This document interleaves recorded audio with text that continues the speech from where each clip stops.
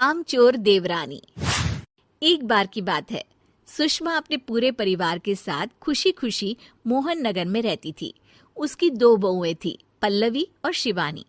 एक दिन दोनों बहुएं रसोई में काम कर रही होती है कि तभी उनकी सास सुषमा उन्हें बुलाती है। अरे बहू, जरा इधर तो आना। शिवानी, जरा जाकर देखना सासू माँ क्या कह रही हैं। दीदी आप ही देख लो ना जाकर, आपको भी तो सुनाई दे रहा है। अरे मैं आटा गूंद रही हूँ ना, तुम चली जाओ। हाँ तो मैं भी तो सब्जी काट रही हूँ ना दीदी।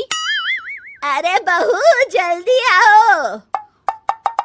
ओह, ये तो जाएगी नहीं, मैं ही जाकर देखती हूँ कि क्या करना है। पल्लवी सुषमा के कमरे में जाती है। जी मम्मी जी, क्या हुआ?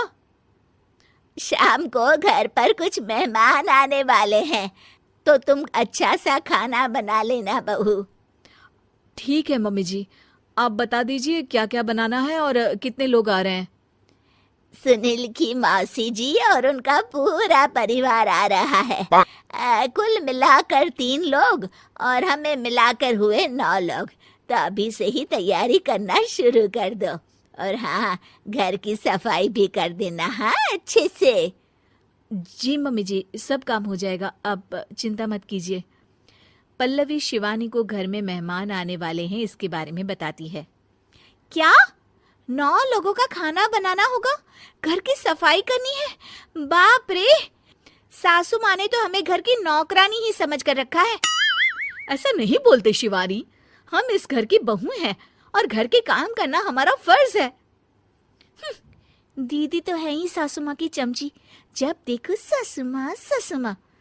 मैं तो इतना सारा काम नहीं करने वाली। शिवानी कपड़े लेकर गमला साफ कर रही होती है और चक्कर आने का नाटक करने लगती है। मेरा सिर चकरा रहा है। तभी वहां पल्लवी और सासू माँ जाते हैं। अरे बहू, क्या हो गया तुम्हें? मम्मी जी, बहुत तेज सर में दर्द हो रहा है। तुम एक काम करो शिवानी, आराम कर लो। नहीं नहीं दीदी, घर में मेहमान आने वाले हैं, मुझे आपकी मदद करनी चाहिए। अरे कोई बात नहीं शिवानी, तुम आराम कर लो, मैं सब काम कर लूंगी। ठीक है दीदी, अगर आप इतना कह रही हैं तो आराम कर लेती हूँ। शिवानी आराम से अपने कमरे में मैगजीन पढ़ रही होती है। इसे कहते हैं आराम की जिंदगी। इतना सारा काम। चलो, सारा काम खत्म हो गया, शिवानी को देख आती हूँ। शिवानी अपने कमरे में ईयरफोन में गाने सुनते सुनते सो जाती है और उसके साइड में मैगजीन भी रखी होती है। पल्लवी वहां आ जाती है और वो सब देखती है। ओहो, तो मतलब सब काम चोरी का बहाना था। अभी बताती हूँ इसको। घर का सारा काम मुझे करना पड़ा और ये महारानी यहाँ मैगजीन पढ़ रही है, गाने सुन रही है। पल्लवी रसोई से एक प्लेट और चम्मच लेकर आती है और शिवानी को थाली बजाकर उठाने लगती है। शिवानी अचानक से उठती है। उठ गई महारानी, गाने भी सुन लिए, मैगजीन भी पढ़ ली। तुम तो बहुत बड़ी झूठी निकली शिवानी।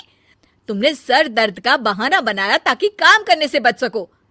हाँ, बनाया बहाना, तो क्या करती, इतने सारे काम करती। मुझे कोई शौक नहीं है चापलूसी का। क्या चापलूसी? तुम्हें लगता है कि मैं सारे काम चापलूसी के लिए कर रही हूँ? और नहीं तो क्या। तभी वहां सासू माँ आ जाती हैं। अरे बहू, वो लोग बस आने ही वाले हैं, तुम तैयारियां कर लो। जी सासू माँ, तुझे तो मैं बाद में देखती हूँ। सब खाना खाने बैठते हैं और खाना शुरू करते हैं। तभी सुनील की मौसी बोलती है। वाह भाई वाह, खाना तो बहुत ही अच्छा बना है सुषमा जी, एक एक चीज में क्या स्वाद है। ये सुनकर शिवानी मुंह बना लेती है। उसे अपनी जेठानी की इतनी तारीफ रास नहीं आती। आपकी बहुएं तो बहुत ही अच्छा खाना बनाती हैं। हाँ, बनाती तो दोनों ही अच्छा है, पर आज ना ये सारा खाना बड़ी बहू ने बनाया है। छोटी बहू की तबीयत ठीक नहीं थी, सो इसलिए। मानना पड़ेगा सुषमा जी, आपकी बड़ी बहू तो बहुत ही गुणवान है। पल्लवी की तारीफ सुनकर शिवानी को जलन होती है। पल्लवी ये सुनकर खुश हो जाती है और शिवानी की तरफ देखकर उसे चिढ़ाती है। कुछ देर बाद मेहमानों के जाने का वक्त हो जाता है। मौसी जी सबके लिए उपहार लाई होती है। वो सबको शगुन के पैसे देती हैं और अंत में पल्लवी के पास आती है।